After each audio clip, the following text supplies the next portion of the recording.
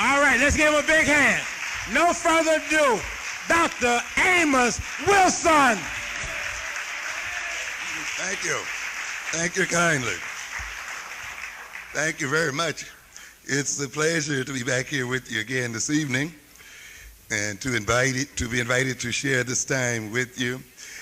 I'm very pleased to hear about the think tank, the efforts that you're making there, Brother Maddox, in terms of developing a very important and needed institution in our community. It's interesting that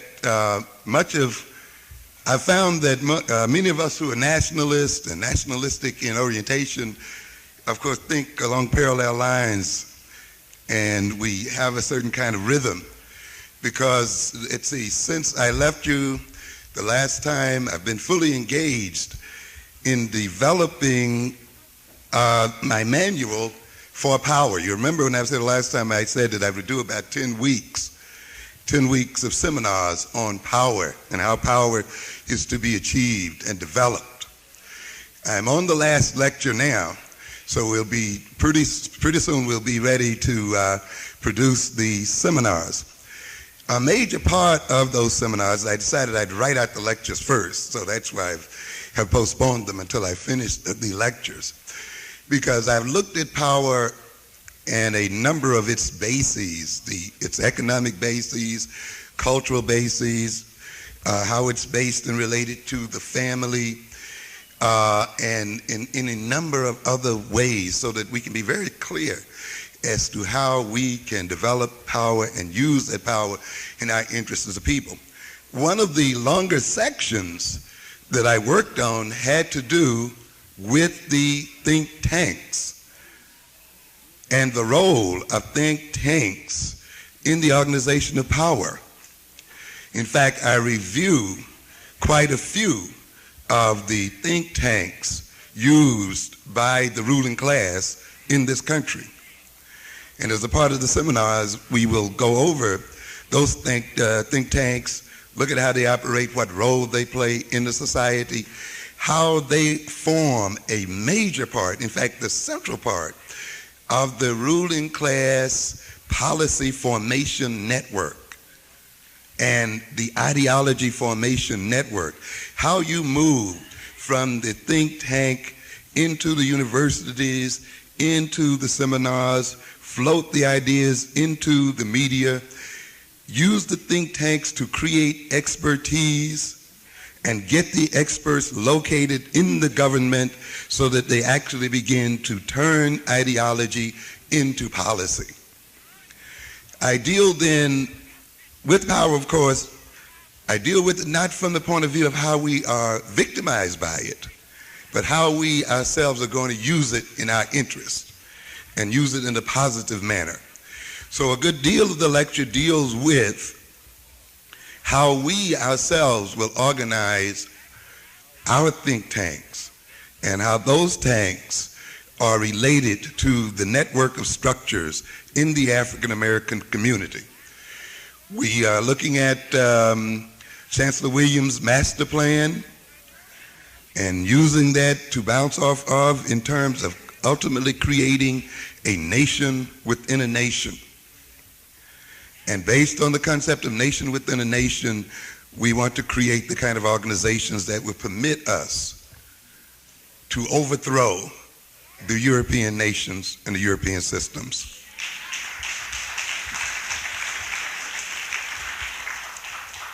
You must keep that in mind. If that's not your goal, you're not about power. If that is not your goal, you're really not about education. You see, what do I say? The function of education, first and foremost, is to maintain the biological survival of a people and to advance their interest, to defend their interests and their very lives, and to enhance their quality of life. If your education does not function in those terms, then it is miseducation. It does not matter how much knowledge you have accumulated, how competent you are in terms of your skills and so forth. If you're not able to defend your very biological life, to defend the life of your people and advance their interests, then you have been miseducated. See, and we have to recognize one thing you see here. As I spoke earlier today about the ideology of individualism, where, and a part of that ideology has us thinking of education as individual salvation, and has us thinking that education basically is primarily functional for the individual to get a job, for the individual to qualify. So each of us is going to make his or her own individual contract with the system that dominates us. Each one of us then thinks that we can engage in individual salvation. This is destructive and will lead to the destruction of African American people and African people. We will die with tremendous amounts of knowledge and skills in our heads. If those skills and if the knowledge is not coordinated and combined in the sense of nation and in the sense of peoplehood, no amount of individual accumulation and knowledge and skills will save us as a people. It is only when that accumulated knowledge and the accumulated skills that we have are coordinated under the banner of nationhood and peoplehood will we then save ourselves as a people, and we will be saved individually as persons. We must keep this in mind. So it's a good thing that we're doing the think tank here. And it's a good thing that shortly thereafter, I think my own work and the work of those who support me will be out supportive of that idea. We just want to announce quickly here that Brother Monk is back there with a few of the books.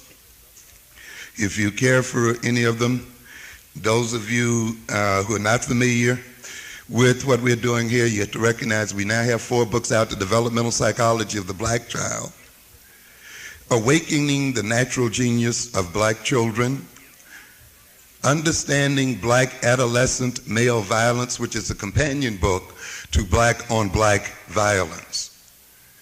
We are trying to put together here then a set of books that are connected one with the other. These books are not being published individually, they're really being published as a unit, so that we'll be able to move from childhood, as in the developmental psychology of the black child, right to the book that will be published later on in the fall, Educating Black Children for the 21st Century. Thank you.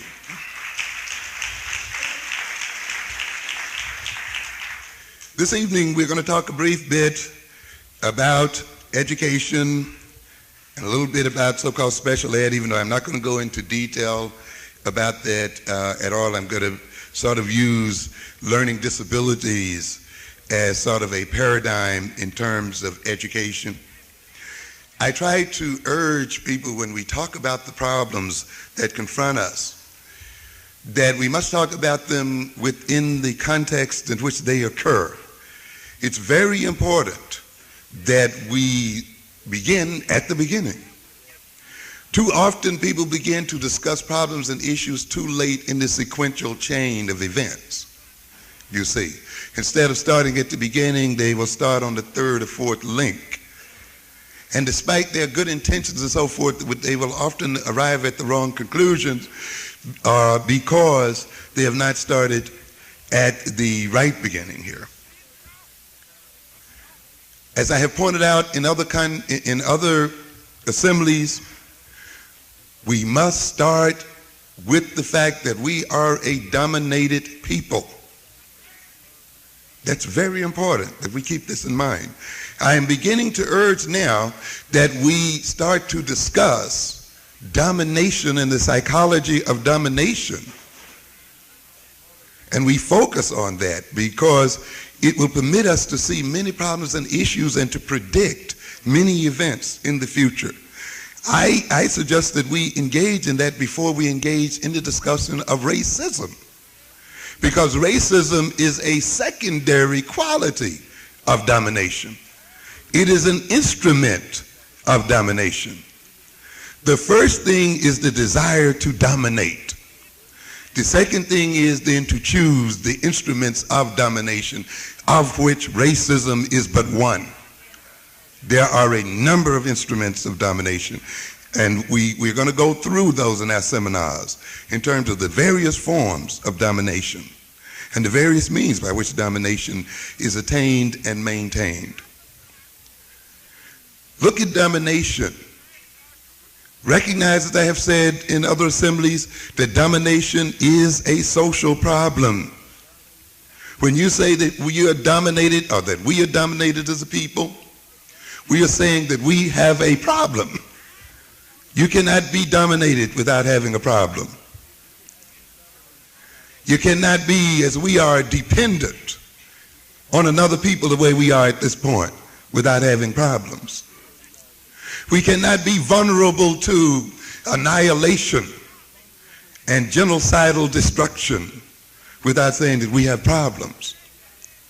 And when I talk about then our people being dominated, I'm talking about not only are we under a system which seeks to control our behavior in its interest, but we are also in a system where we are greatly exposed to genocidal destruction because we do not have a countervailing power to defend ourselves as a people.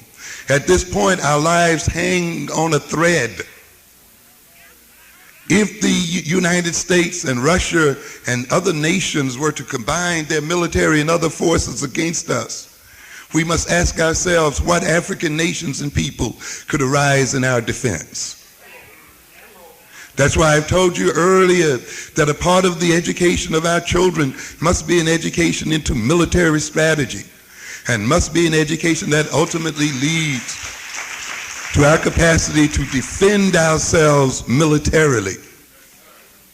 What did we say about the major essence of domination?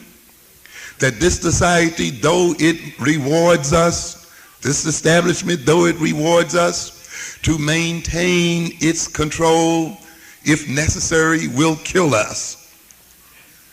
And you must keep in mind that the European never intends to give up control of African American people. Never intends to not be in a position to dominate us as a people. Never.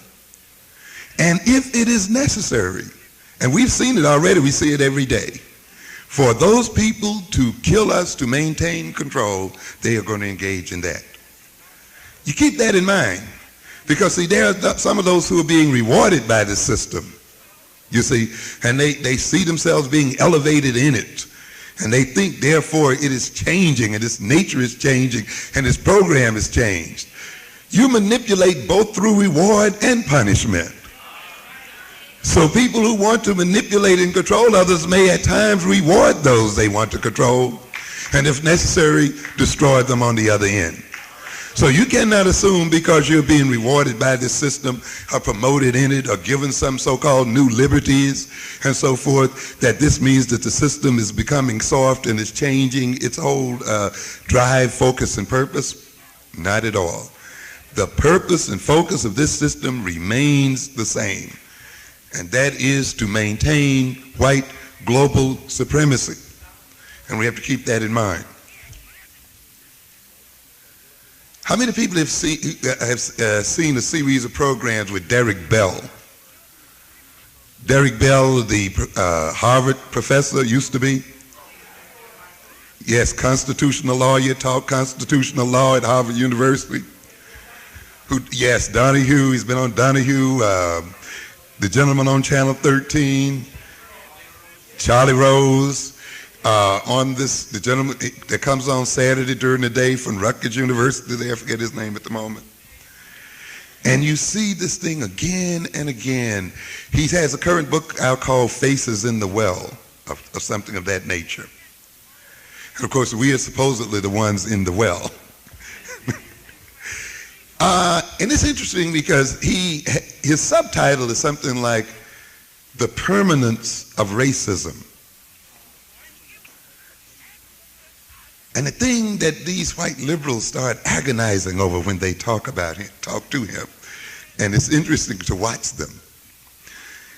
Isn't this a statement of despair? Aren't you now just giving up? They tell him.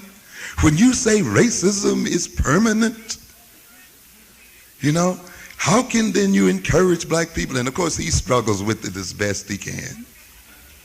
And he's to be congratulated to have moved to that point where at last, after 30 or 40 years of assimilationism, he recognizes that the white man is not going to change fundamentally. So he's to be congratulated by that. And he says that every time we get a step forward, the whites figure out another way to negate it. 30 years, 40 years to realize this. But he got there. Now he needs to make the next step, which is the step toward revolution. Yeah. But he's afraid to make that one so far. And listen to the title, The Permanence of Racism. And the reason why the white liberals agonize over it, the title is the way they read into the title. That is, they read the permanence of white racism. But he says what? The permanence of what? Racism. And apparently he himself tends to think that. But who says white racism is permanent? Why does it have to be permanent? You understand? The statement is not a statement of despair. It's a similar kind of statement that the Honorable Elijah Muhammad made. That the white man is what? Your natural enemy. Yes.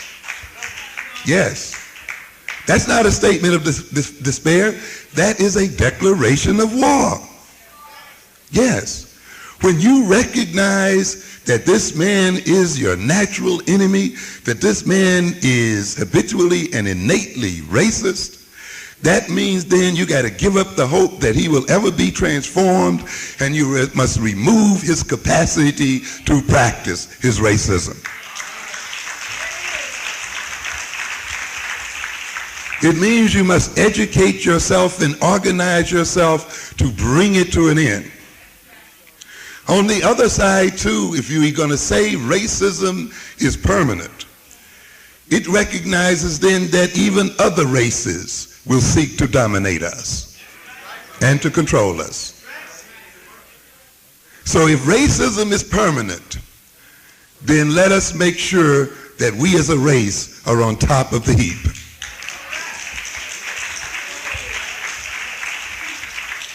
Oh yes, if you say it's permanent, then you better make yourself in a position where you won't be affected by it.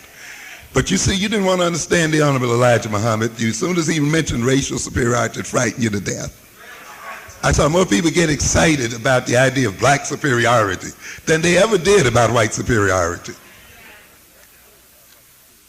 So on two levels, we must deal with racism and must recognize then, if it is permanent, whether it's white racism or any other kind of racism, the African American community must develop itself to defend itself successfully against the racism of other groups. And we're going to get to that. When you make that your goal and your purpose, it revolutionizes your approach to education, to socializing your children, to organizing your community. When you are filled with the futile hope that someday, some way, these white boys and little white girls are going to hold hands with little black boys and little white girls, that kind of wishful thinking is going to retard you mentally, socially, and economically.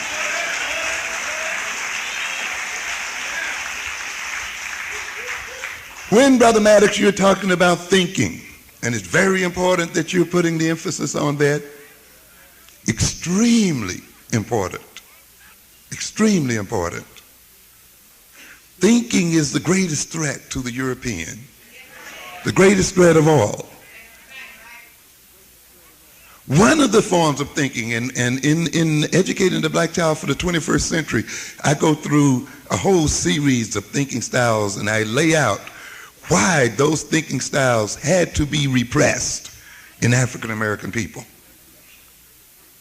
and the economic and social political role that they play in their repression, in maintaining white supremacy. And I named them one by one.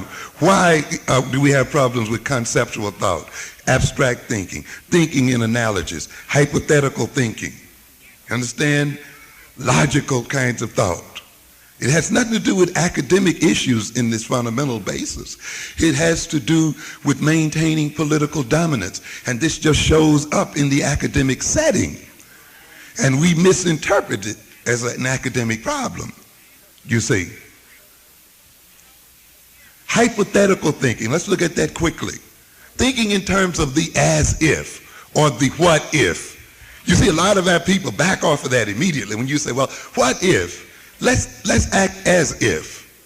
Oh, no, we want to deal with the concrete. Let's deal right now with the thing right in front of us. You see, this is exactly the way people want you to think, because it is reactionary. It is a kind of thinking that waits until the disaster has occurred before the individual can engage in action. It's not the kind of thinking where the action can be predicted far in the future so that the individual has time to prepare for it. But you see, that's what hypothetical kind of thinking will allow. See, for one, to prepare and to prevent, you see, and to forestall events. But when you make people think concretely and think reactionarily, the event is already occurring. And one of these days, that event will be our annihilation. We won't have time for protest marches. We won't have time to petition the Supreme Court. We won't have time to do the kind of things we're doing because it'll be happening right to us right then and right now. However, if you study domination, you can see its development and see where it's going long before it gets there. If you act on the what if, the hypothetical, you can prepare for coming events and be ready for them when they occur, or you can go to meet them and block them before they even get started. Yes. I've told you before, there are those of us who are very interested in discovering conspiracies. And that is very important, to discover conspiracies. But often, ladies and gentlemen, when you have discovered the conspiracy and the conspirators, it's already too late. They're already on you. What you study is the capacity of those others who can destroy us if they choose to do so. What you look at is what? Capacity to do, not intention to do. You see, we'd rather let the white man and other people have knowledge of AIDS and germ warfare and chemical warfare and all of these things, as long as we don't detect in them an intention to use them against us. And then we are going to go into action as soon as we discover that they have an intention to do us in. At that point, it's too late. It's too late. As soon as we discover who the conspirators are, let's dig them out and see where they are. At that point, it's over. You don't have time to prepare to deal with germ warfare at that point. You don't have time to deal with chemical warfare and stuff at that point. You understand what I'm saying? What you must look at is, what are these people capable of doing if they choose one day to do it? I'm not worried about whether they intend to do it, whether they are conspiring to do it. All I know is that they are capable of doing it, and for a reason I may not foresee, they may decide one day to what? Do it. And it's the fact that they have the capacity that is going to motivate me to develop a defense and an offense against it. Yes.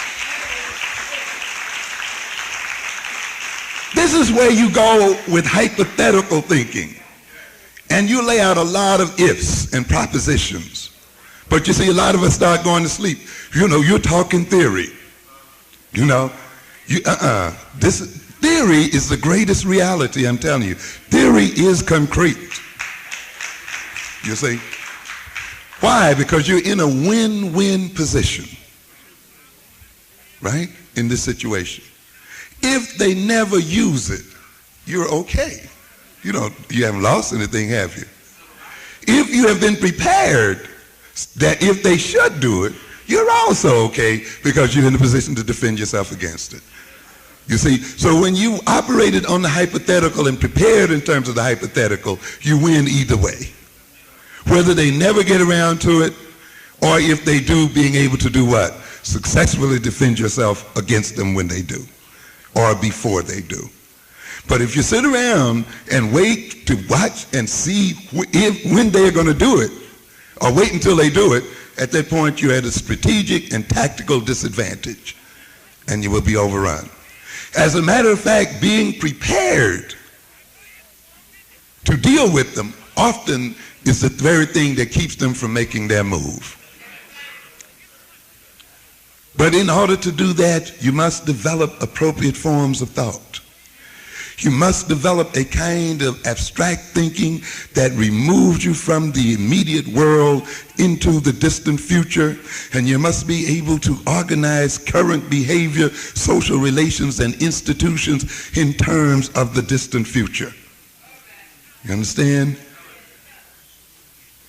And therefore, abstraction, which removes the individual from the immediate circumstances and makes propositions about the future, then becomes the foundation for concrete action. It's not just a playing with ideas. It is the vehicle for concrete activity and preparation.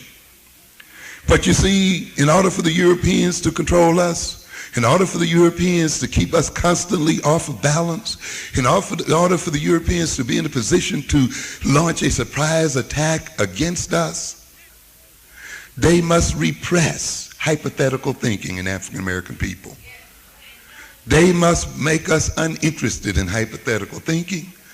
They must make us devalue that kind of thought and devalue people who engage in it.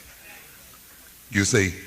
And therefore, as I will talk a little later on, the whole social system is organized to destroy these kinds of thinking styles in African people. White paternalism said, look, you don't have to worry about the future. We're going to take care of that for you. So you don't need to project into the future. You're not in charge of your future, therefore you don't need to organize for it. You see, what did we said before? Why are so many of our people caught up in immediate gratification? Why is the attention span of African people so short?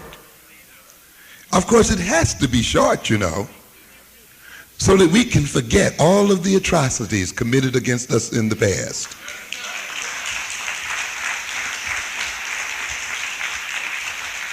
So that we can forget immediately, 2 weeks later, every insult that has been visited upon us as a people.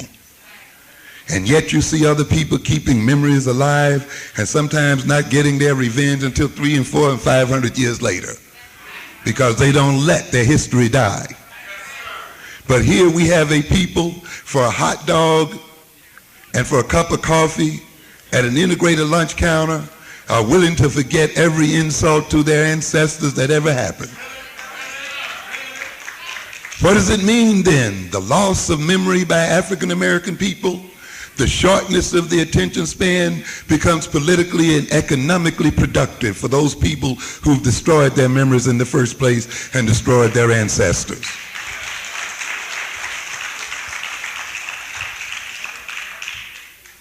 When you get a people then who place their faith in their enemies, and see their enemies as the creators of the future, they will not develop abstract thinking and develop behavior in terms of future projections.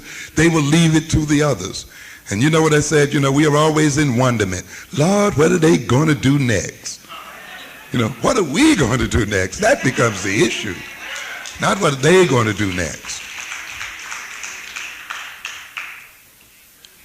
And so we will show how many of these thinking styles are designed to maintain political stability of white supremacy. So what do you have here in the African American mind? A mind that has been made bereft of its past. And you see, it takes abstraction to also visit the past, doesn't it? In other words, in order to deal with the past, you have to leave the immediate circumstances and return back to a time that no longer exists in concrete terms. Think about that past. Draw knowledge and information from that past. Draw wisdom from that past. Draw all kinds of conclusions and inferences from that past, and use the past experience, past knowledge, and all of these things to deal with current and future problems. But when you let another people destroy your interest in your past experiences, in their past as well, then you lose concrete coping skills and possibilities. You cannot bring to bear many things that have been already generated and use them as tools for confronting current problems and future problems.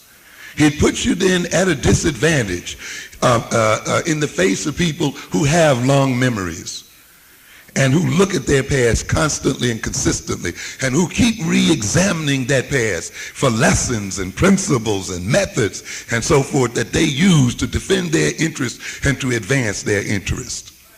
Therefore, they must develop in their children the capacity to abstract themselves from immediate circumstances and to project into the past and take from the past those gifts that the past have to offer, so that they can take those past experiences and take those gifts and recombinate them into new syntheses and to create new combinations of possible solutions to solve the problems that confront them.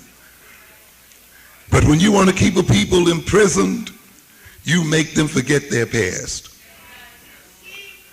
You must understand that identity and consciousness is a part of a grid of coordinates. We locate who we are and we identify who we are and what we are in relationship to other points in mental space. We know who we are and what we are by comparing ourselves to where we have come from and where we are going and how we are related to various other important points in time. But when you have lost your past and lost the history of your past, you don't know why you are where you are, how you got to where you are. You don't even know where you are. And you don't know where you're going. And you don't know who you are.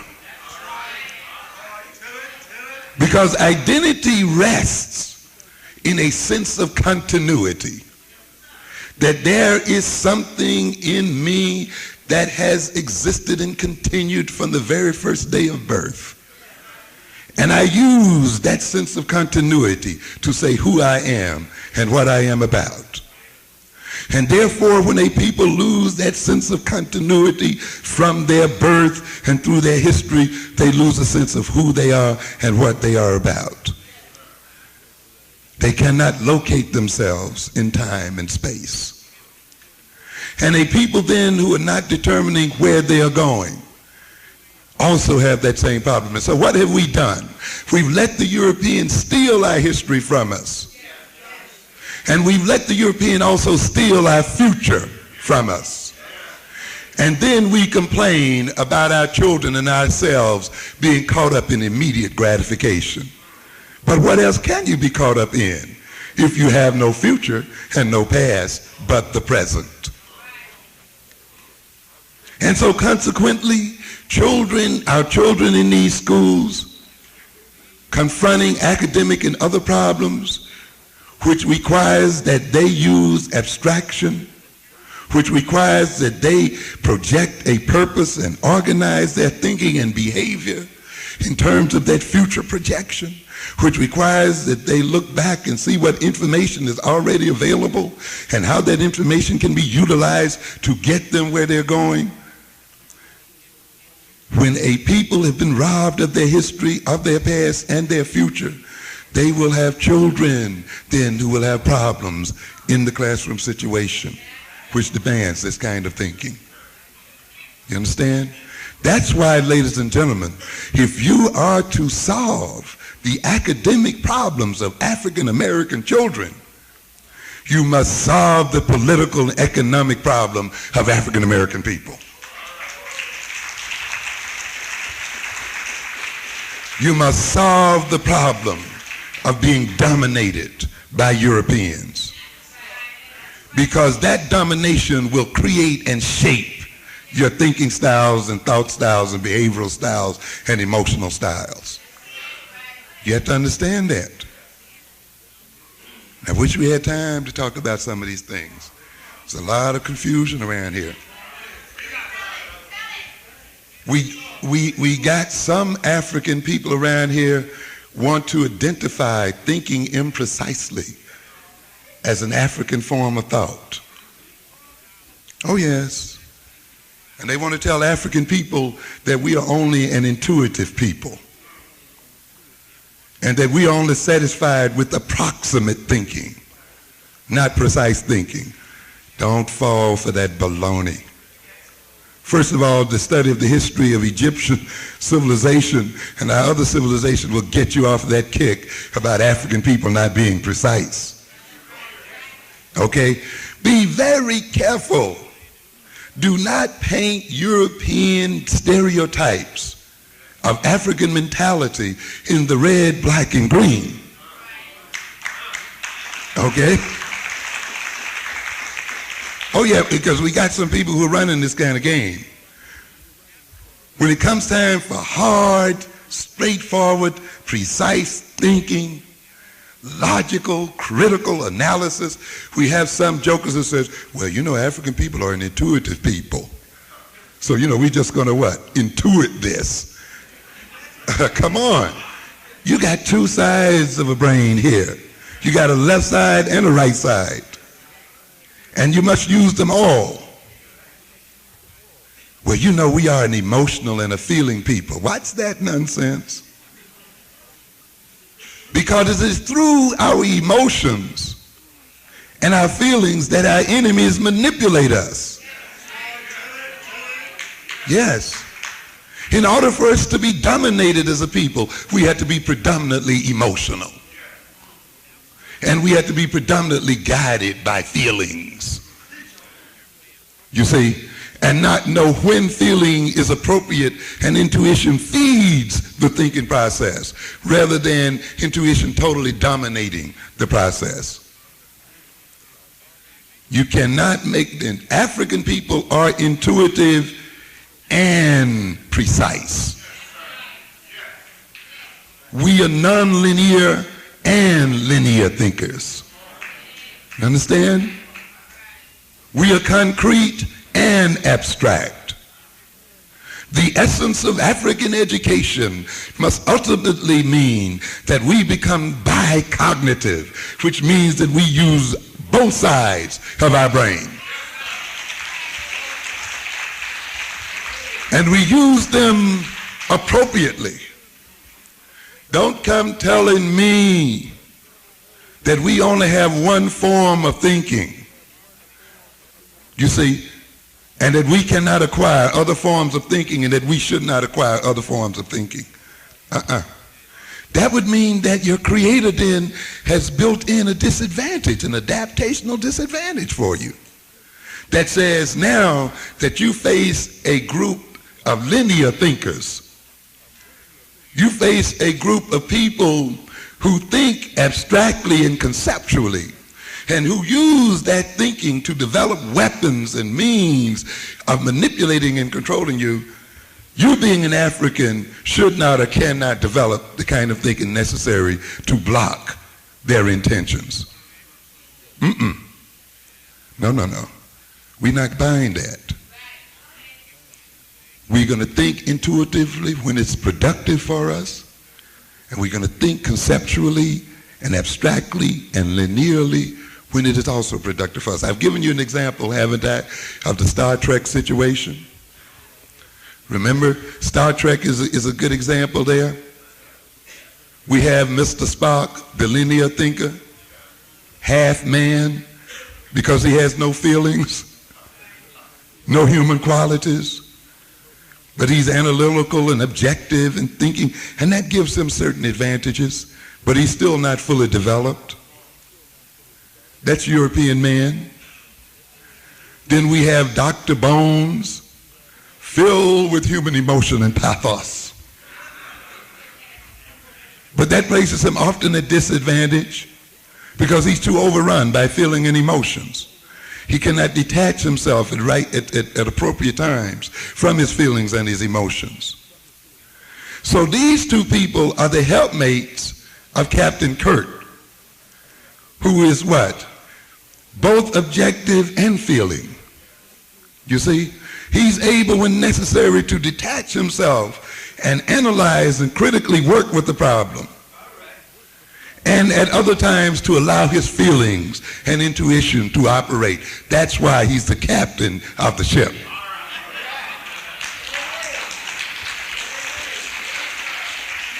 And therefore, African men and women, if we as African people want to be captain of the ship Earth and captains of the universe, we will let the other people be one-sided, left brain only or right brain only. We're going to use our whole brain.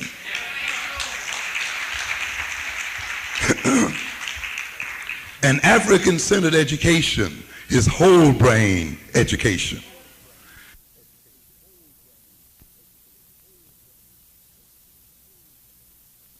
And uses them appropriately.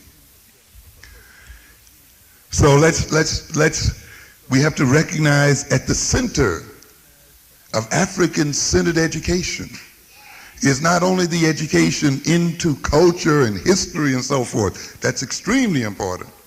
Because culture is also a way of thinking. More than anything else, culture is a way of thinking and of conceptualizing the world. Not just a way of dressing, a way of dancing, the ways of rituals. That's a part of culture, yes. But on a fundamental level, culture is an intellectual system. It is a system by which people comprehend their world and solve the problems that confront them in their world. And I will tell you, ladies and gentlemen, when African people reclaim African culture and reclaim their identity and consciousness and reclaim their intentionality to be free of any domination by anybody, you will see an intellectual and creative explosion that has only been equaled by Egypt in the past.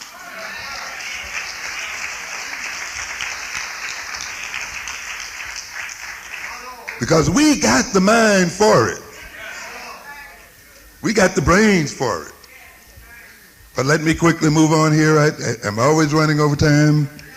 But we'll run quickly through the presentation here this evening. Remember though what I'm saying? Domination is a social problem. Domination creates social problems. Those who dominate benefit from their domination. Keep that in mind. Therefore, they have an investment in perpetuating the problems generated by domination. Okay?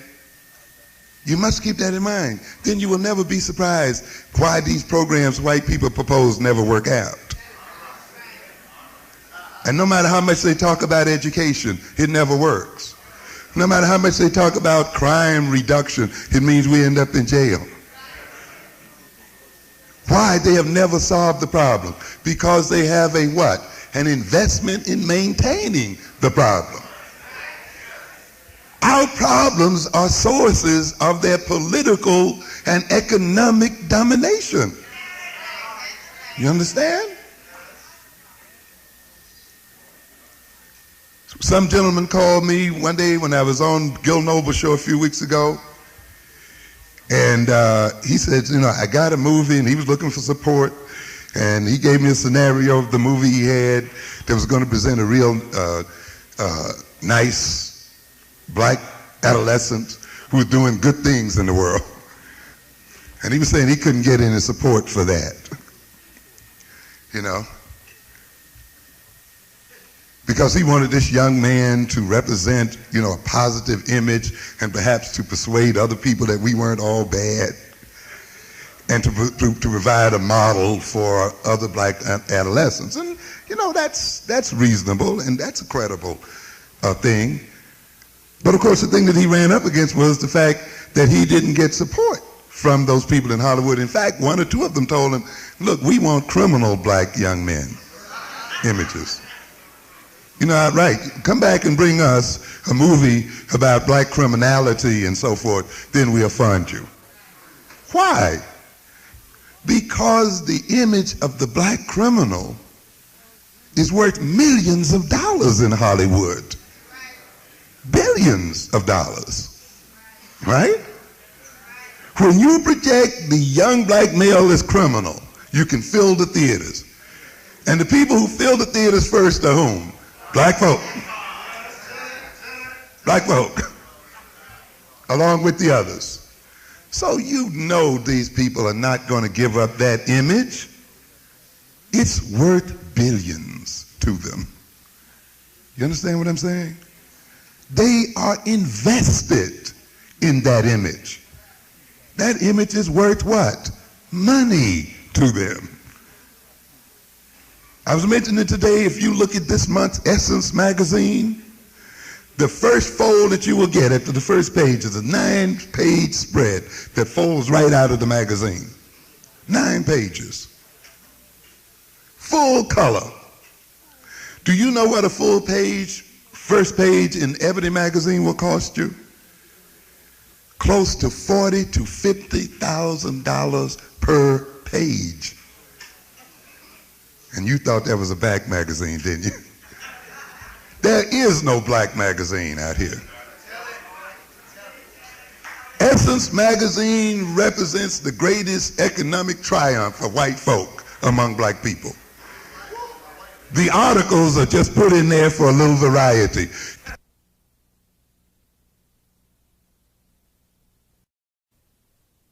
Economic structure. The articles are in there merely for variety. And that is why you're not going to find any revolutionary articles in there. That is why you're going to find Emerge magazine writing about Dr. Jeffries and not permitting him to write in it so that they can control the concept of who he is and what he is. That is why in the Emerge magazine, they will pretend to speak to real issues, but they make sure they're edited it in a way that they will not insult those white advertisers. And if they deal with a strong issue, you will see the lead editorial on the first page trying to kick down or reduce the possibility of reaction. Look at it.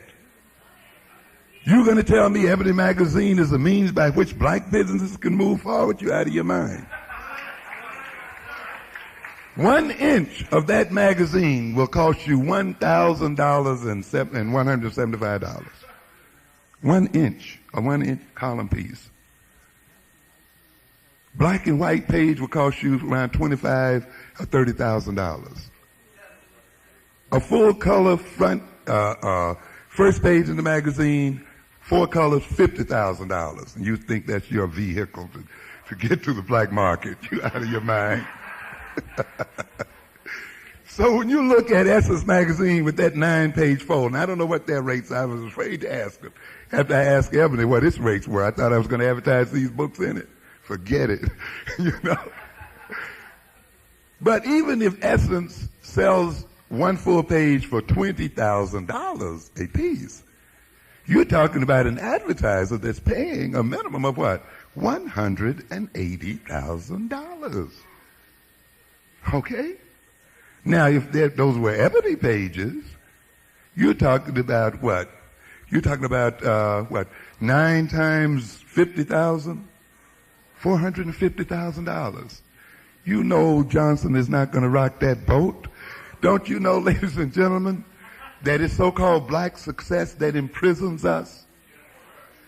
When that success depends upon the patronage of other people? That is why Ebony magazine, for Ebony magazine, many of the problems and issues that Emerge pretends to deal with, it pretends they don't even exist. It can't. And when you turn this Essence magazine this month you will see one cosmetic ad after another. One right after the other, almost every page. Beautiful ads. Benson and Hedges, a full-page golden pack of cigarettes. Beautiful picture. Yes. And a part of this game that told ladies, you have come a long way, baby.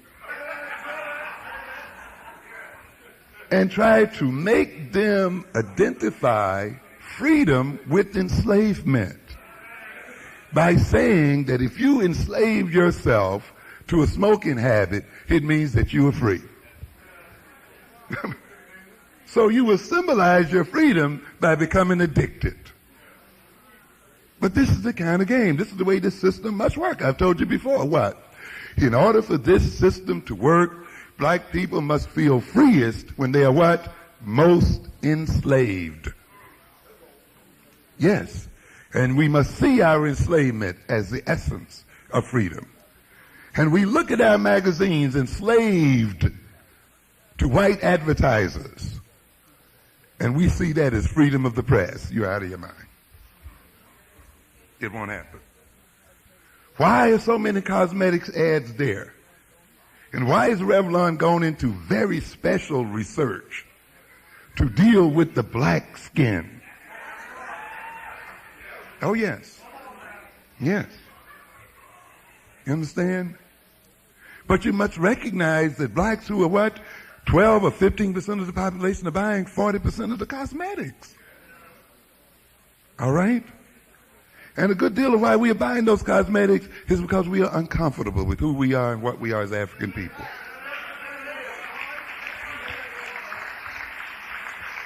We have a problem with our natural African beauty. And this industry makes tons of money, enough to invest from $180,000 a month to $500,000 a month in that problem. And they got to earn their money back and more. So consequently, it is not in their interest that black people never have a problem with their African selves. It's too valuable. Understand what I'm saying? And we can go on with one problem after another, and I can demonstrate to you any problem that you can name that African people have is an economic, political benefit to Europeans, and they have an investment in maintaining it. And that also involves the problems we have with thinking, the problems we have with education, the problems we have with behavior, and any of the others you may name. You must keep, if you keep these principles in mind, then it will become very clear what's going on. The system, in order to maintain its domination, must generate problems. It must perpetuate those problems. That's why, in the end, you've got to destroy it. You see?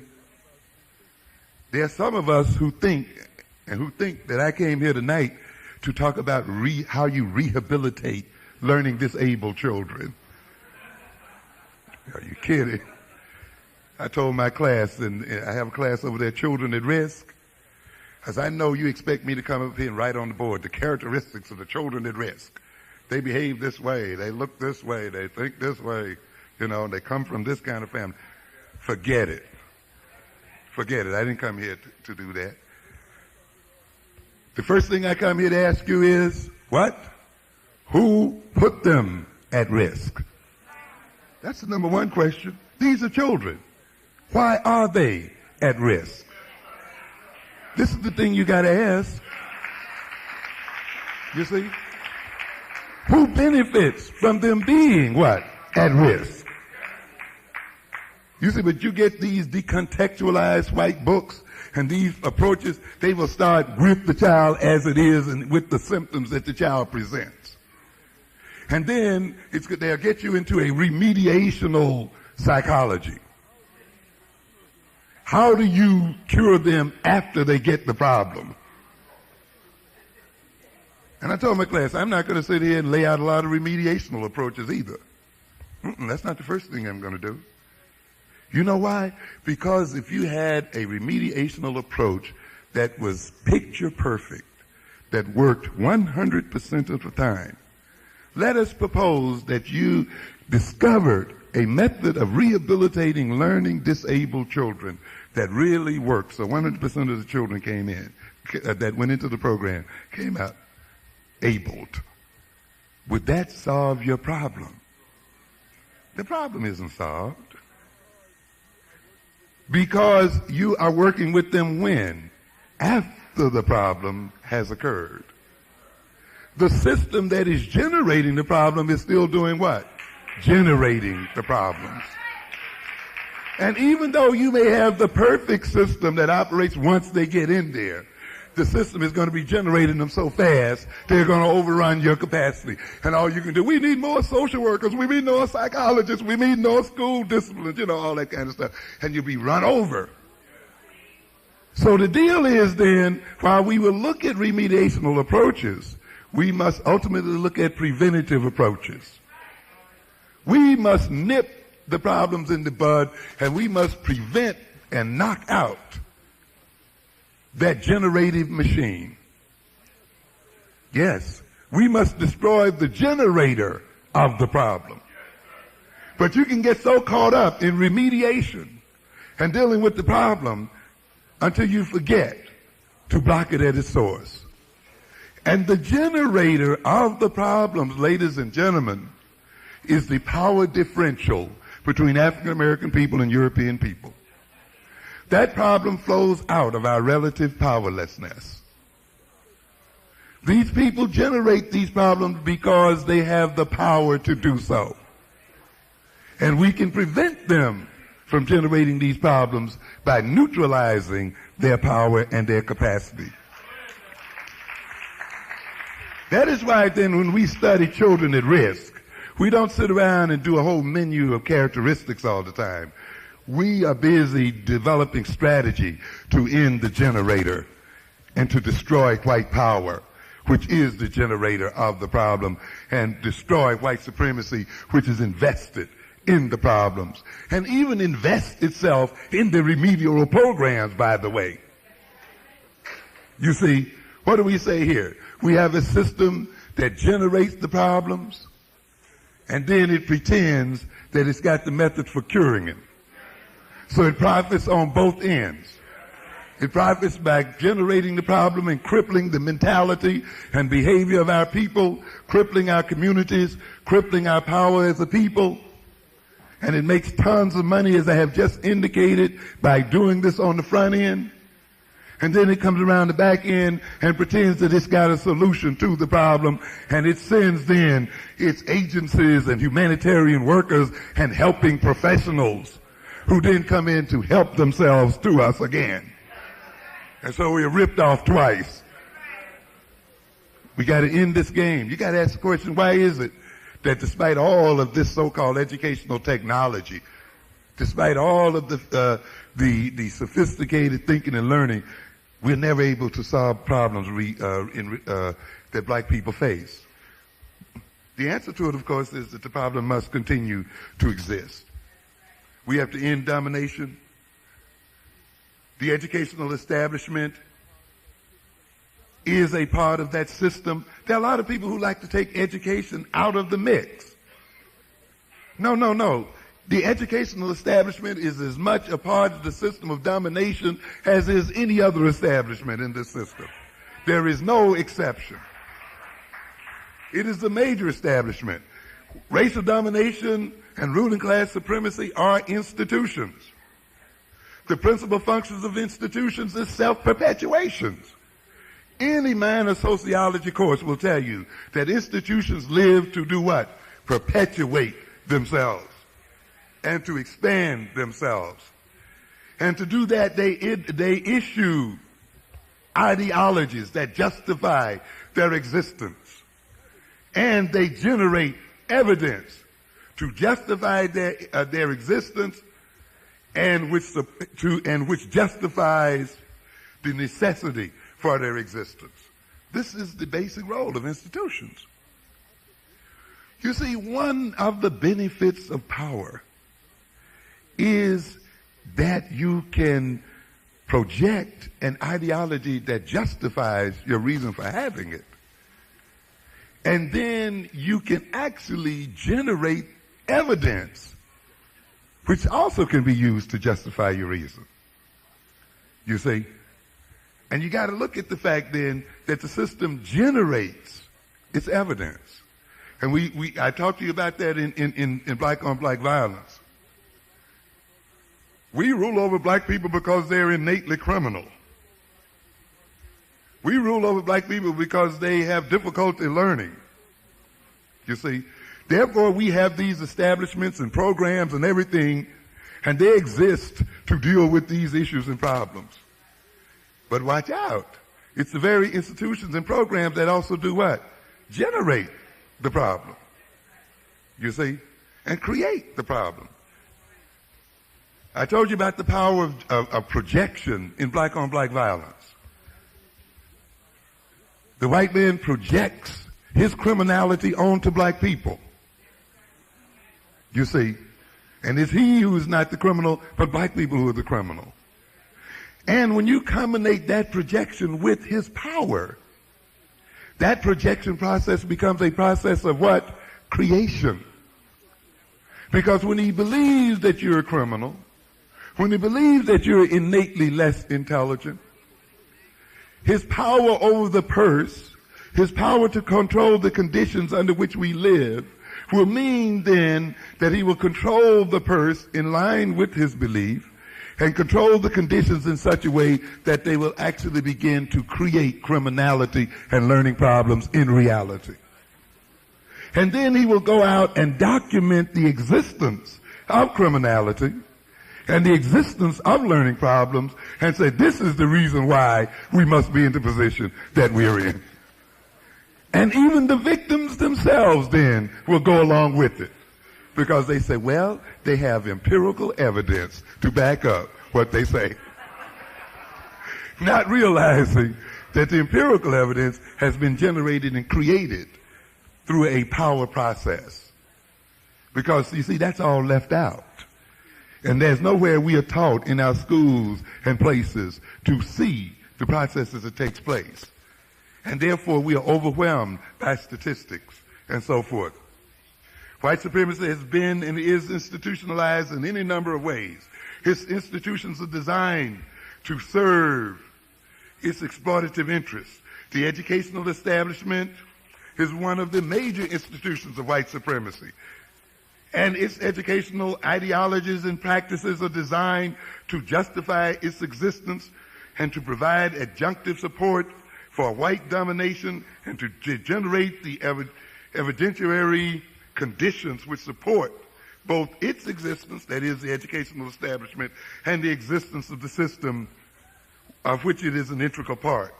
In fact, educational ideology and practice are potent creators of the material conditions and evidence which maintains and support the white supremacist system, the very ideology itself. You have to understand, ladies and gentlemen, the role of ideology. You have to look at the fact that this system is a system of inequality. It is a culture of inequality. One of the things that characterizes this system is inequality between individuals and people, where certain people have billions of dollars and others have nothing. How do you justify that idea? How do you justify that situation?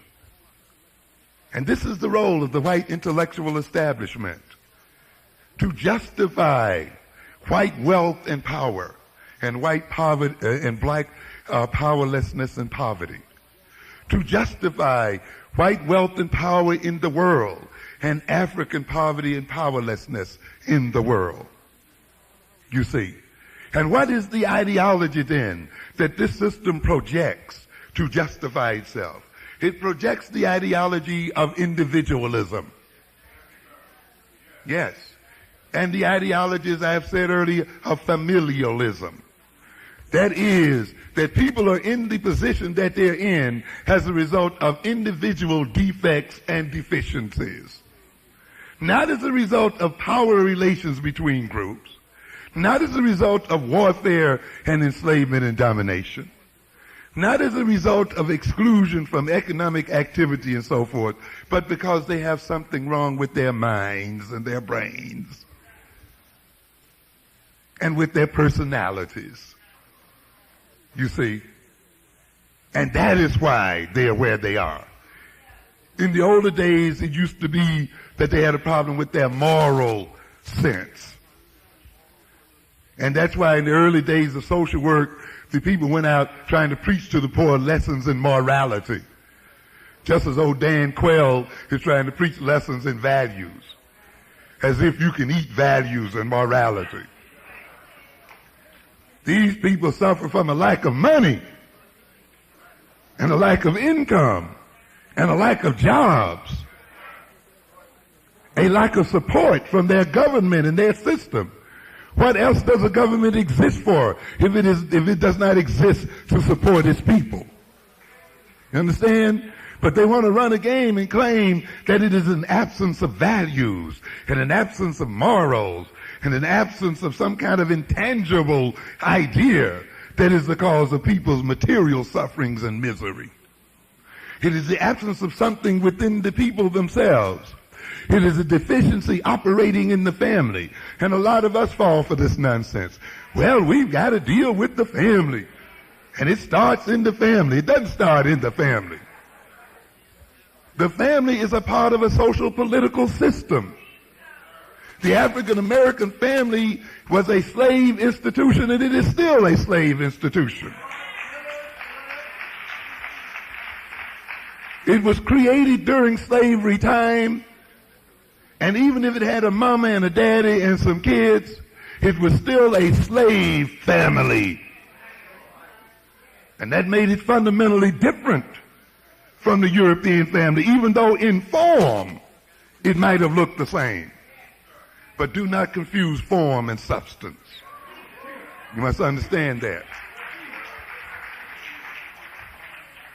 It's just not enough to have a mama and a daddy and some children and to claim that you have the same family as white folks' family. You're wrong. Because domination changes that situation. Because the black family, regardless of its composition, is a family in domination. And ultimately is a family that's designed to do what? Serve the interests of others. And despite its form, whether it has mama, daddy, and young babies, it is still in its fundamental nature being under the domination of another people, in many ways still fundamentally different. And its interactions and relationships are shaped by those denominational dynamics. And you got to understand that, you see. And when domination requires that this family breaks up and falls apart, then that is what's going to happen to the family situation. That is why, in the end, you just can't solve the problems of African people by merely trying to deal with the African family. You must deal with the forces that shape that family. You must change the nature of the system that impacts on that family. Forces fathers out. Forces men to not have jobs so that they can't support families. One of the reasons why these black men here shy from responsibilities, you call it, ladies and gentlemen, is because they are not in the position economically to undertake it. It can be clearly demonstrated when the vast majority of black men have the economic wherewithal to undertake the support of their families, they involve themselves in families. And by the way, there's no such thing as the family anyway. There are a number of family forms. Black children, 75% or 80% of black children are raised in families. You understand? But that's another lecture. But these people float out individualism and the individual ideology, and it gets most pernicious then when we who are victims of it believe that philosophy of individualism. You see? And this is for any institution. Then what are we going to say then with this ideology of individualism or familialism? We are suffering because there is something what? Wrong with us. We are suffering from what? Deficiencies. It is our fault You notice when we get in debates with white folk and we start talking about white folk and blaming them, oh, there you go, blaming white folk, you're blaming the system. You are the blame. Yes. And for your mental health, you should keep blaming them.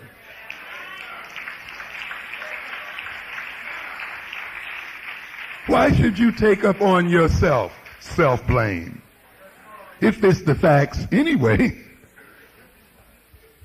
You see, but when you inculcate this ideology of individualism, then you must engage in what? Self-blame. Self-negation. You see? Self-hatred. Self-alienation. Depression. You see? And when you look around and see all of those people who have your same color and of your same background, you begin to do a race number with it. You must believe then that it's endemic to the whole race. You see? Then you lose your aspirations. Then you become apathetic. And then here come the white sociologists and their black followers. And they go in now and check your characteristic. These people lack self-love. They lack self-esteem. They have low aspirations. They have low, and one thing after another. And it is this so low self-esteem that is the cause of their problem. You see, it is their it's their alienation that is the cause of their problem. But how was this what? Generated. These people generate the problem and then blame the problem for creating the problem. And many of us then will go along with it. But let me tell you something, and I'll end it soon here. We didn't get around to our subject matter, but we'll talk about it at some other time. Let me tell you about this business of ideology. It's so important. And I'm going to tell you that because, you see, we as people don't want to get into abstract thought. You must get out of this. You see, this business of ideology. Do you know what? The ruling class and ruling white supremacist structure, does not believe in individualism. It does not believe in it. Let me read you a quick quote of some of the things I'm writing now about power.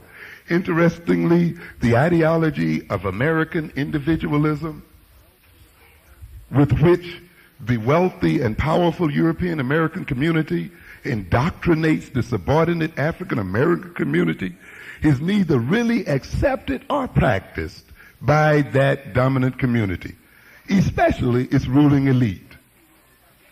Neither does it actually accept or practice the ideology of the individualism, free market capitalism, into which it so skillfully socializes its lower classes and the African American community.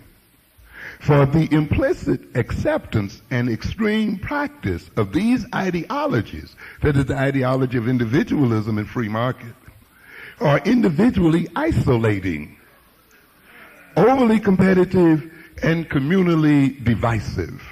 In other words, when we believe this ideology, it divides us, isolates us one from the other, puts us into direct competition one with the other, and maintains division within the community in the name of good old American individualism so that a ruling class can manipulate it to its end. And therefore, this philosophy of individualism is impoverishing and disempowering, which is the reason they are foisted on the African American community. We're the only Americans in America. We're the only ones who really believe American ideology. I'm telling you, we are. We're the only people who believe this nonsense. The abiding characteristics of the culture of power and wealth are these. In other words, ladies and gentlemen, when you get off of studying our characteristics, I urge you to study the characteristics of people who rule you. And often you have to reverse these equations, you see. Instead of saying, what are the characteristics of the weak and the powerless? Why not ask, what are the characteristics of the powerful and the wealthy? Because that is what? Where we want to go. What is the nature of the organization of those who rule and control themselves and control the world? You understand? And this is what we'll be doing in the courses on power. We won't be talking about how we are victimized by power. We're going to talk about how we're going to victimize the victimizer. You see, in order for these people to rule us, they must create us in a mentality where we can't see the obvious, where we can't see what is immediately in front of our face. That's the only way it can work. It must set us up in such a way that we'll spend tons of energy trying to dig under the establishment and see what they are doing. What kind of little conspiracy are they doing under here? We got a lot of people caught up in that, you know, reading all kinds of books about this underground European conspiracy. Baby, it's the overground one that's working you. Shoot. You know, I had a friend, you know, who said, you know, we were worried about the third eye and we can't even deal with the two we got. You know, that are right here in our heads. We spend all day trying to locate the third eye. I'm not saying we shouldn't. But also, you know, these eyes were pretty here too to see things. All right? Any intelligence agency will tell you that about 85% of its intelligence is gathered from standard popular publications. Yeah, just reading newspapers and magazines and journals. That only about 5% of intelligence and of important intelligence is gathered by some secret underground type of stuff. Most of it is what? Right up front. Right in front. We must gain the capacity to see what's right in front of us. And I tell you, these Europeans reveal themselves to us every day. All the time. One of our greatest powers we have is the European, his whole plan for ruling and everything is right there. We can reach right out and get it. What are the characteristics of this? Oh boy, yeah, what are the characteristics? These are not individualists. That's what I'm trying to show you here.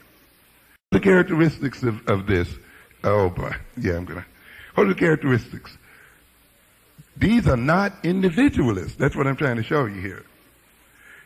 A class, community, and ethnic consciousness. Those people who rule know that they're in the ruling class. They know one another. They identify with one another. They hang out with one another. They go to school with one another. You understand? But that's the opposite of what they tell you. You know, stay separate, be on your own, move on your own, and follow your own thing. What is the other thing they have? Wealth. Money. Not just values, but what? Money. Money. That's what you need to rule in this world. But see, they're going to leave you with this moral nonsense. Control of social and political and other important institutions necessary for reaching group goals and for realizing group values. What? They have institutions, colleges, universities, think tanks, as you were mentioning here, you see. Political organizations and institutions so that they can reach the goals that they make for themselves. But they tell the poor that they can achieve what they want through individual salvation, as we talked about earlier. You see, they go to exclusive colleges and universities. And they build the universities for themselves to work for them, and they send their people to those universities. And then they tell us we can go anywhere we feel like it, and we shouldn't build universities specifically designed for our interests. And so the highest achievement we can make is to go to all kinds of places all over the place without having places that we have created in our own interests. You understand? But they create their universities. I've told you time and time again. I see people here who come to these conferences talking about it took the Egyptian priests 40 years or whatever to be complete in their education. And yet these same people think that they can educate black people with 2-hour lectures every weekend. Huh? Yeah, that's right. You think you can just hear a lecture on Saturday and that's going to give you enough of what you need to overturn this system? But ladies and gentlemen, what do you think How long do you think these people go to school in America? They have institutions open 24 hours a day, 7 days a week, and they take their people through these institutions for 30 and 40 years so that they can rule the world. You understand? And we have to understand then that we have to have our own institutions, and we must put our people through the years of training necessary so that we can meet these people on their own terms and deal with them. And that means then that you must have political and social institutions over which you have control. And you remember I told you before, when I see you sitting in these churches, when I see you 15 and 20 years without a building and without anything that you have control on, when the janitor of that church comes in and flicks lights on and off and tells you it's time to go, regardless of what you have to talk about and what you have to do, then you can't be totally sincere about overthrowing the system that rules you. You can't be sincere about it. Aid number one, you must have control of your time. That's right.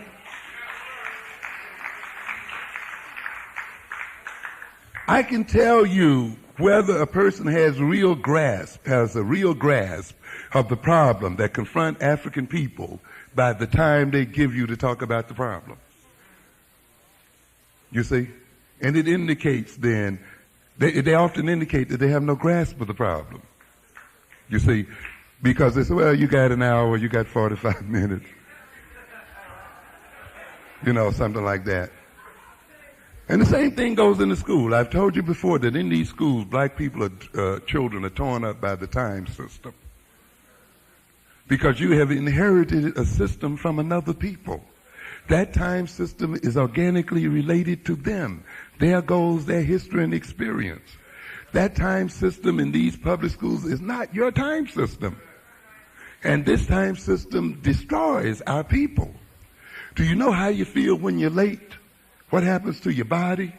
How your heart beats? How your blood pressure rises? And you notice the physiological changes your body undergoes just in terms of the time situation. You notice how you start getting nervous, anxious, how when you're sitting in an exam, that stopwatch is up there ticking away, and you lose your memory, and you lose your thought and organization. This is what happens then when you let another people set the time for you. When you operate in their time system, that time system will destroy you physiologically and mentally. It will destroy your mentality, your memory, and your capacity to think. You confuse that with a lack of ability. You ever notice once you get out of the exam how all your stuff comes back to you? Yeah, which means then that you didn't lose knowledge, you didn't even lose the memory. You lost the capacity to do what? Under the pressure of time to what? Retrieve it. And to appropriately organize the memory, you see. So if you want your children to appropriately remember, to organize their thought, to organize their behavior, you see, then you must provide them with an appropriate time system.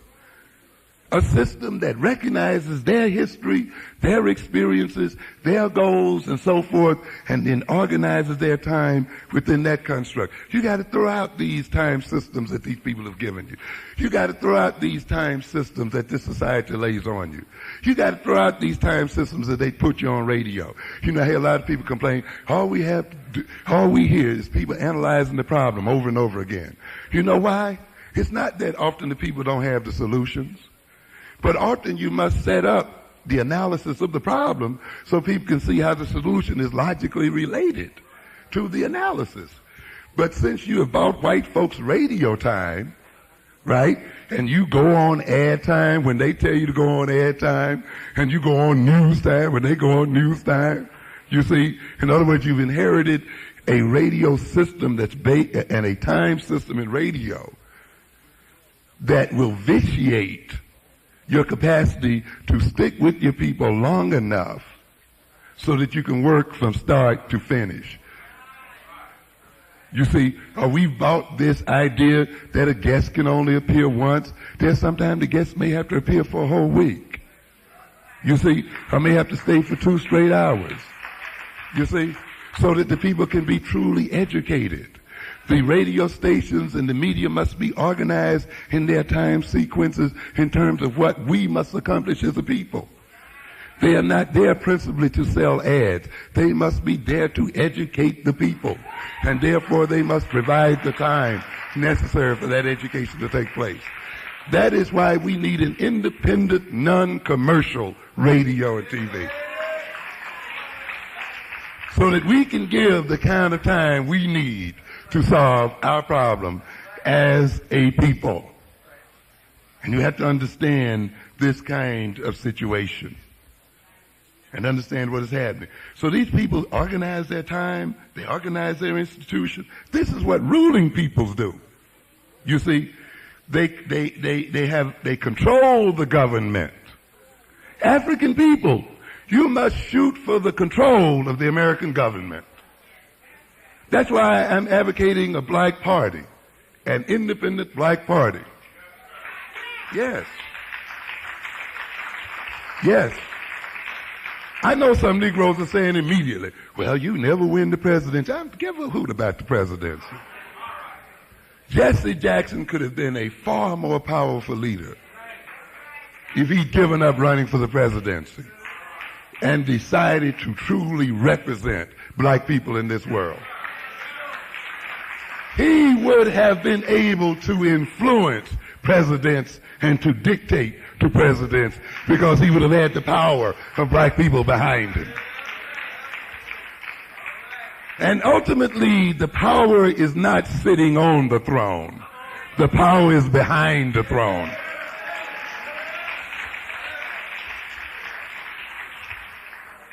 Electoral politics is not governance. Simply because you're voting someone into office doesn't mean you're engaged in government and that you're engaged in the governance process. We got a lot of jokers selling voting. Every time people call up on the radio, every problem that black people suffer from is because they don't vote. If you would vote, get out of here. Ask the basic question. Look at the major victories of black people. Were they attained by voting? Huh? Did we vote in order to get the vote?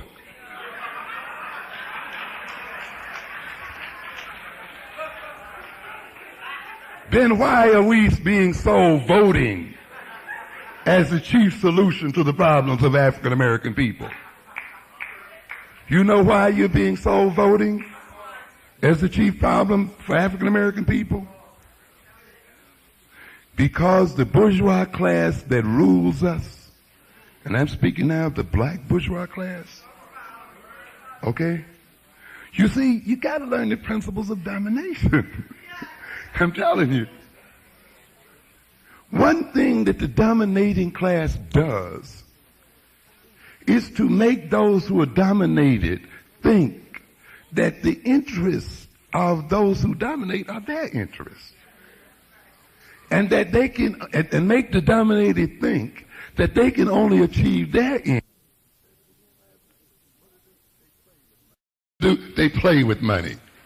And what they did, swap the industries that already exist between each other and just generated false wealth, not building, not investing. As a matter of fact, that crew took its tax savings, engaged in leveraged buyouts, indebted its corporations to no end, created massive debt in the nation, and then had the nerve to deindustrialize America and ship its industries outside of the country.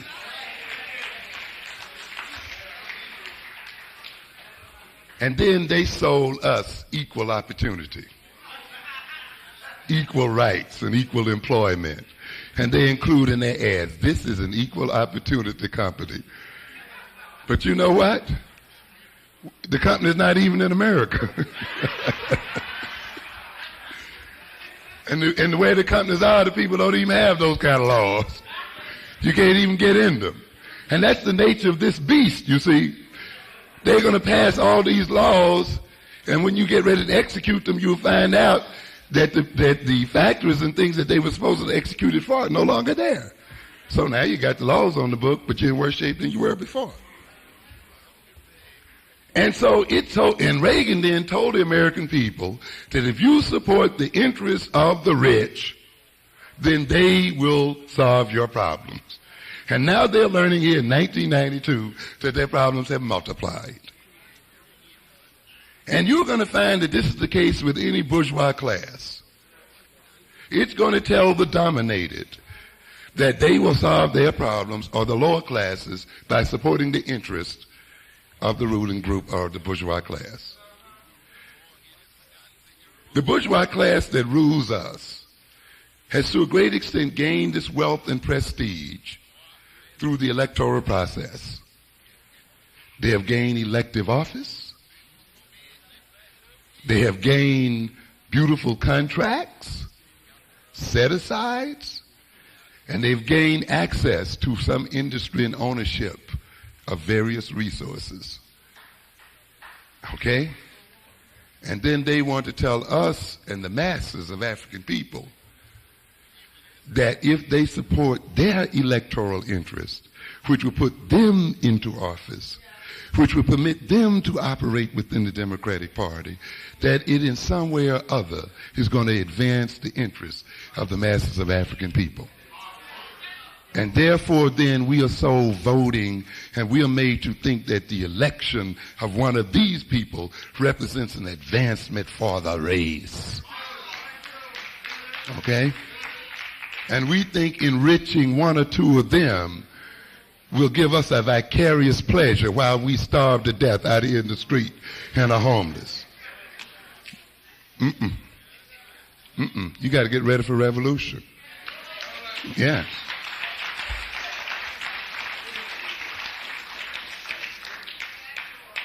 They then set up a set of social relations. They control community resources. These people that rule control what? Resources. That's the essence of power. A control of resources. A control of institutions. Wealth. You understand? A class consciousness. An ethnic consciousness. An identity, one with the other. They control their resources. They socialize their own children. They educate their own children. They train their own children. They create the institutions in which this socialization and education and training takes place. This is what ruling groups do. That's why they create their exclusive schools, prep schools, graduate schools, and other kind of things. And why they tell you you should go and scatter yourself among all of these other institutions. They have an ideology of group superiority, of group worthiness, and an overwhelming desire to be free and independent, and a drive for hegemony, a drive to rule and to be in control of themselves. They control superior coercive force. That's how they differ. They're in control of what? The army, the police force, and in control of power. So when you finally get totally out of hand, they're going to bring in what? The National Guard and the Army and so forth.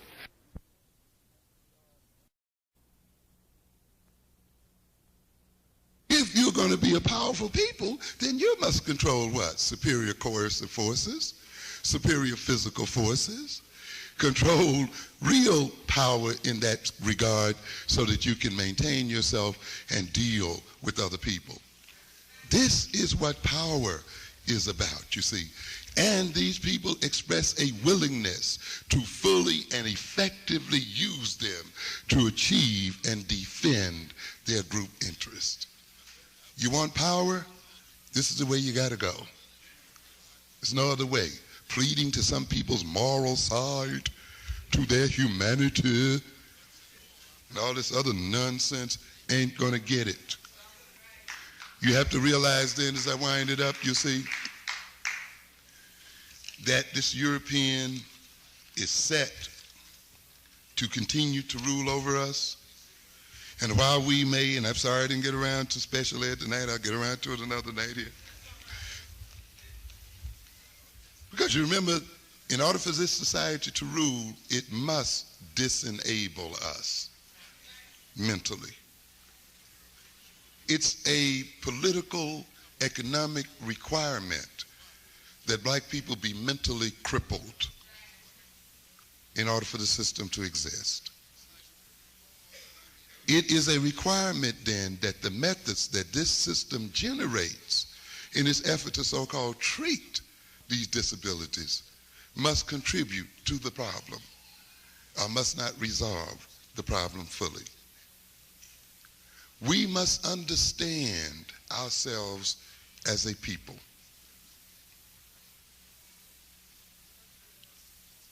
You must get out of this idea that black children come to school behind, already behind. There's no such thing as children coming to school behind anybody. They come to school as they are. They come to school at the point where their culture has bought them. They're not behind. They are who they are. They reflect their cultural experience. They are where they should be in terms of their actual experience and circumstance. But as soon as you see them as coming behind and entering the school behind somebody, as soon as you see them as disadvantaged when they enter the school, you're already in trouble and you've already mentally set yourself up to destroy them. One of these nights I'm going to talk to you about oral culture, because you know we are an oral people. You see, and you got to understand that culture deeply and the effect it has on thinking and the effect it has on behavior, you see. And you have to recognize that how it expresses itself in thought forms and in speech forms. The oral culture and the oral orientation develops out of face-to-face cultures. You see, I was talking to a teacher here last week when she was telling me that I teach my students to speak in complete sentences. If they stumble on somebody's toe, I tell them to say, "Sorry, I am sorry, so and so, for stepping on your toe." You know, that's fine. And instead of just saying what? Sorry. Okay. However, I'm not condemning her teaching this. In fact, this should be taught. But it's not what you teach as much as the reason for which you teach it. You see? But that is an oral orientation, because that oral orientation is one where people operate in small groups and face-to-face groups. You see, and in a society that pretty much still has us locked into small groups, so that the people we communicate with, we generally know very well. And we share a history and experience such that we can say one word and they understand a ton of things. You see? And this is the nature of oral culture, you see. And they can say sorry because everybody saw that you stepped on the person's foot. They know whose foot you stepped on. They know who you are and the whole business. So you just say sorry. But the other parts of the sentence are what? Implied. You see? Now, when you move into a literate culture, that culture is a culture designed for people to communicate over distance. It's essentially designed for communication between strangers and between people who never met each other or seen each other, who do not share a common background. Therefore, it requires elaborated speech skills and descriptive skills and more precision in expression, because you've got to supply much more of this in order that the person understands what you're talking about. You see, you have to understand this then. When these children walk into this school, you must understand they are not linguistically deficient. There's nothing wrong with their language. You understand? Their language reflects the kind of social environment in which they operate, and it functions efficiently in that environment. They're not behind anybody. They have no neurological defects. They have no problems with their brain. Even the standard psychologists will tell you that 80% of the children who are diagnosed as learning disabled are mixed diagnosed. I'm telling you. But a lot of it is because people do not know the culture and history of the children they're dealing with, and they misinterpret those children. Now then, when you deal with these children and you know that experience, then you know that your place as a teacher there is to meet that child where that child is. And that you are now to take that child across a bridge into new ways of thinking, because now it must confront people who think in a different sort of way. And it must not reject its way of thinking, but it must add on to it an efficiency with new forms of thinking so that it can appropriately deal with people who think in that way and can operate efficiently in their world in terms of its interests. Not because they're going to work for them one day, but because they are going to work them one day. Okay? You got to look at the culture that we're talking about. You have to understand the psychohistory of these children and the psychohistory of African people. That psychohistory then means that the way people think reflects their level of social activity and their social and economic, political role in society. You understand? And therefore, their thought patterns will tend to be correlated with their work patterns and habits and with the roles that they play in the society. That's why I tell you, job discrimination did not only block black people from making money, it also meant that the kind of thinking styles that were attached to various types of jobs were not inculcated into black people because they did not have the responsibilities of those jobs. And it meant then, not having the responsibilities of those jobs, they were unable subliminally and otherwise to pass on to their children the thought patterns connected with those jobs. So ultimately, job discrimination was a way of manipulating and creating a mentality in black people and a thought style in black people. Then you ask for assimilation and entered then into a school system that took certain thought styles for granted and even thought those thought styles came up as a matter of pure development. And when it did not see and does not see these thought styles in your children, it then will evaluate them as being defective, you see, and being deficient. No, they are not. They're not deficient at all. It means then that the school systems themselves must be reorganized. One of the major functions of learning disabilities, the learning disabilities establishment, besides the fact that each learning disabled child is worth $7,000 a year to each school. You understand? $7,000 a year. The number of so-called learning disabled doubled within very short years. This learning disabilities orientation is worth over $13 or $15 billion to the American educational establishment. What did I say earlier? The people are invested in our so-called disabilities.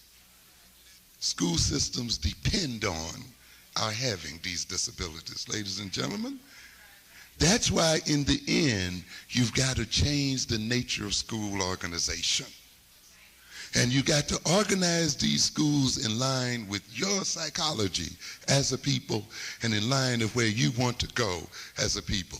That means a thorough African-centered education is not only an education that is based upon the history and experience of African people. It recognizes that that history and experience of African people has created in us certain thought style orientations. It has created in us certain learning styles. You understand? We have been conditioned into thinking and learning in certain sort of ways. So then when we enter into other institutions where people have been conditioned in thinking in other ways, we are put at a so-called disadvantage. So then it means an African-centered theory must develop a theory of learning and a theory of thinking. How do African American people think? How do African American people learn? You got to work this out, you see. Then it must develop a theory of pedagogy, a theory of teaching. How must our children be taught, given their thought and learning styles and motivational styles, in a way that they can become the people we need for them to be in order for us to achieve our liberation? You see, and this is where we have to go. One other thing on top of that, besides dealing with our so-called disabilities, we must look at education in terms of the problems we have to solve as black people. And let me tell you, we face some enormous problems. The economic bad news is going to really come out after the elections. This economic system is in very, very bad shape. It is also, even if it recovers, going to be fundamentally restructured.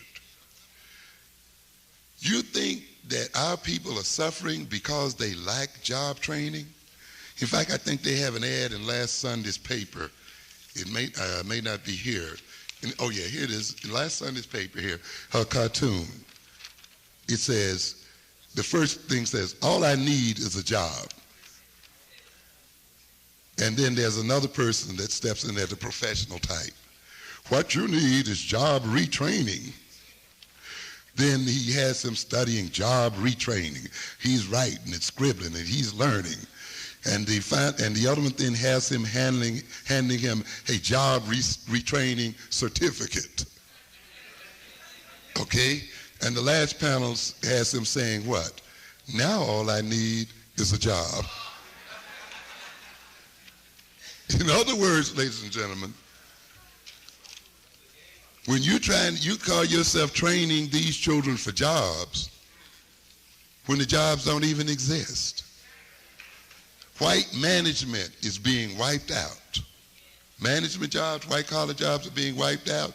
This country is being deindustrialized. What jobs are you saying that you're trying to get your children to be educated for? Are you kidding?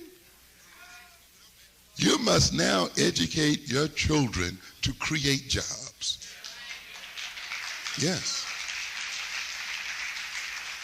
You must educate these children into geography. You must educate them into mineralogy. You must educate them into international trade. You see?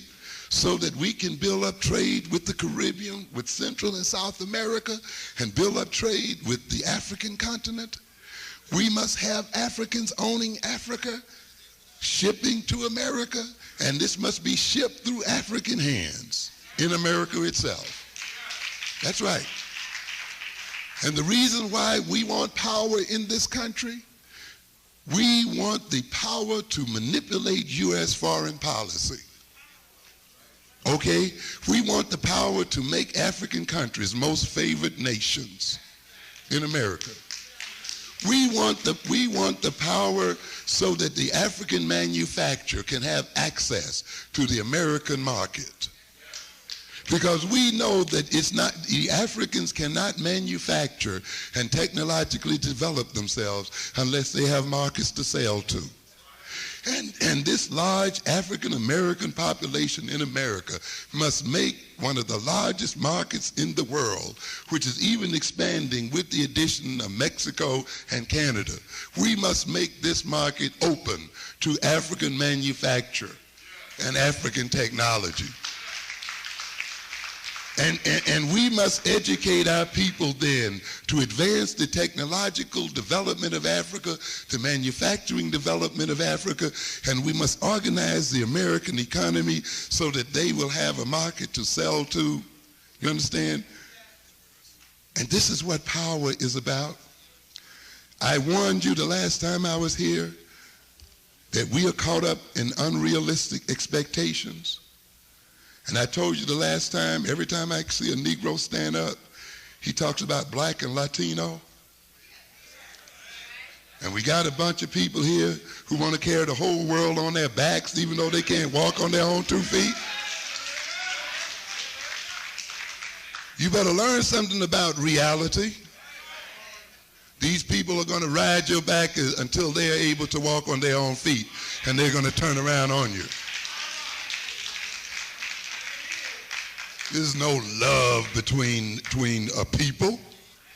There are interests between people. And they coalesce when their interests coalesce. But when their interests don't coalesce, the love affair is over, man.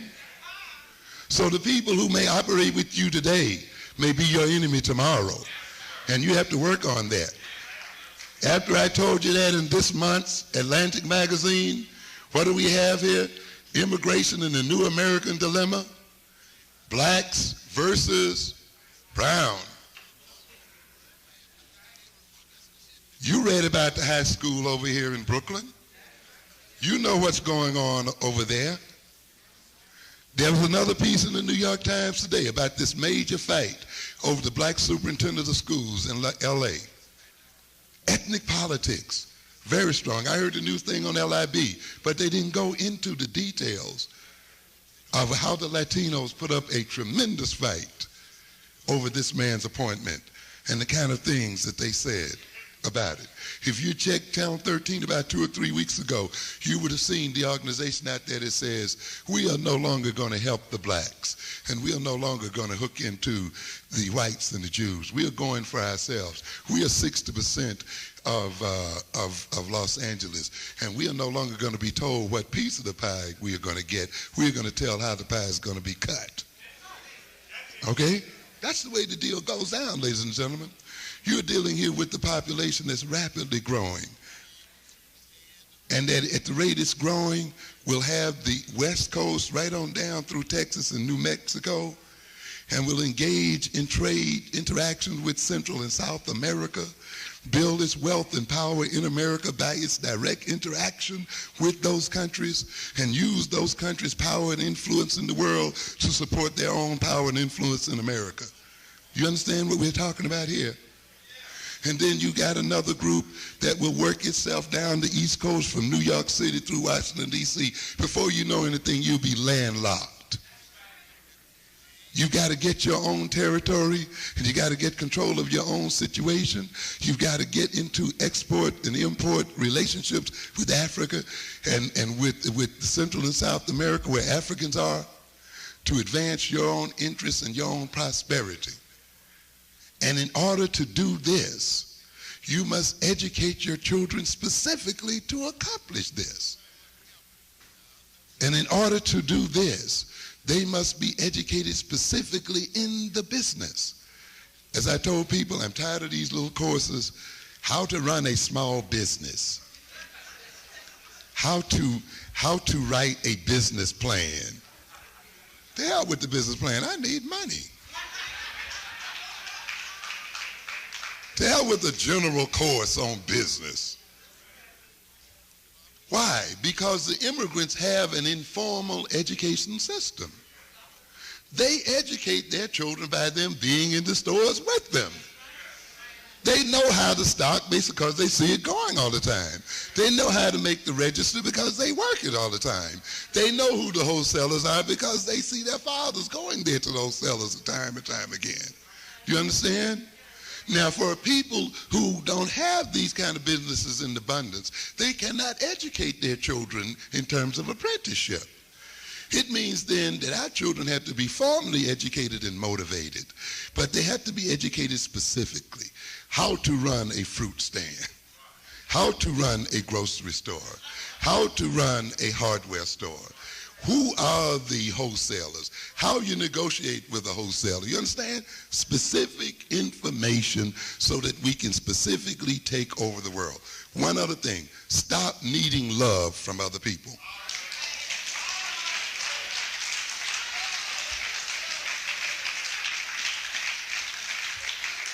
Settle down for the fact that we're going to have 20 to 25 years of racial tension.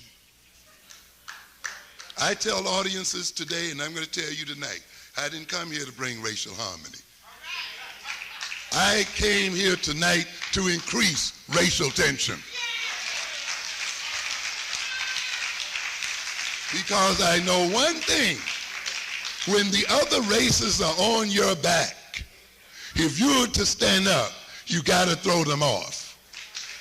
And if you're going to have control of your resources, you got to run them out. And you got to get used to the idea that they're going to call you everything but a child of God. They're going to accuse you of reverse racism. They're going to lay everything on you when you move them out. But you got to move them out anyway. And you got to move forward. Good night. Thank you very much.